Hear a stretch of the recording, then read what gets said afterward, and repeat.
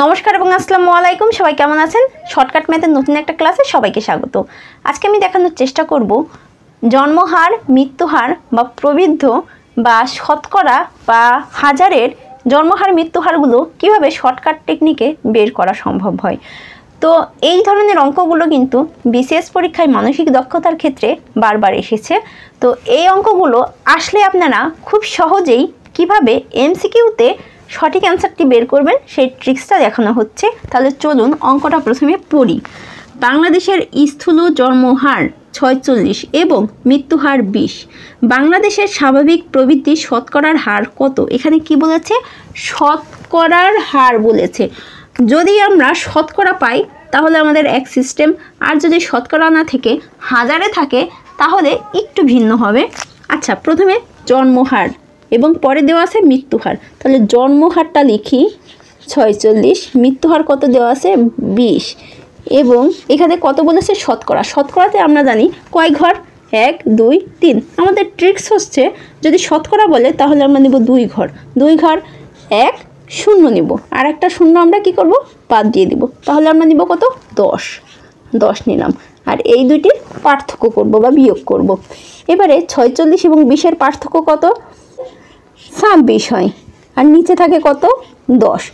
ভাগ করলে কত হবে? স্বাভাবিকভাবে ভাগ করলেই কিন্তু আপনারা বুঝতে পারেন 10 দ্বারা কোনো সংখ্যাকে ভাগ করলে কত হয়? মাঝখানে একটা দশমিক হয়ে যায়। 2.6 হলো অ্যান্সার। তাহলে প্রবৃদ্ধির শতকরা হার কত হবে? 2.6। তাহলে চলুন আরও একটি অঙ্ক আমরা দেখে আসি। আমরা আরও একটি চমৎকার উদাহরণে চলে আসলাম। প্রতি হাজারে বর্তমানে জন্মহার 32 জন, মৃত্যুহার হাজারে 11 জন, জনসংখ্যার নিট বৃদ্ধির হার কত? দেখেন আমরা আগের অঙ্কে কি করেছিলাম? প্রতি শতকে, আর এখানে কি দেওয়া আছে? প্রতি হাজারে। তাহলে আমরা জন্মহার কত পেলাম? 32 জন, মৃত্যুহার কত পেলাম? 11 জন। আগের অঙ্কের মতো জন্মহার এবং মৃত্যুহার লিখে নিলাম, তারপর বিয়োগ করব। আর এখানে এবার কি বসাবো? হাজারের ঘর কয় সংখ্যার? 1 2 3 4 সংখ্যার। তাহলে 0 0 0 1, 1000 হয়ে গেল। এবারে আমরা কি করব? এক ঘর বাদ দিয়ে দিব। কত পাবো? 100। 100 লিখে নিব।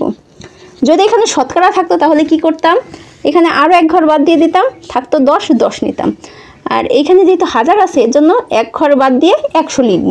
এবারে 32 আর 11 বিয়োগ করি। 32 আর 11 বিয়োগ করলে কত হবে? 21 হবে। 100 দ্বারা ভাগ করি। এই ভাগগুলো কিন্তু আপনারা সবাই জানেন, এর জন্য ভাগগুলো দেখালাম না। 0.21 হবে সঠিক উত্তর। জন্মহার মৃত্যুহার বের করার এই টাইপের অঙ্কগুলো কিন্তু হাজার এবং শতকরার এই ধরনেরই এসে থাকে। তো এই দুটি টাইপই আপনাদের দেখানোর চেষ্টা করলাম। ভিডিওটি কেমন লাগলো কমেন্ট করে জানাবেন, এবং ভিডিও দেখে যদি উপকৃত হয়ে থাকেন অবশ্যই আমার ইউটিউব চ্যানেলটিকে সাবস্ক্রাইব করে দিবেন। সবাইকে অসংখ্য ধন্যবাদ। দেখা হচ্ছে আরেকটি ভিডিওতে।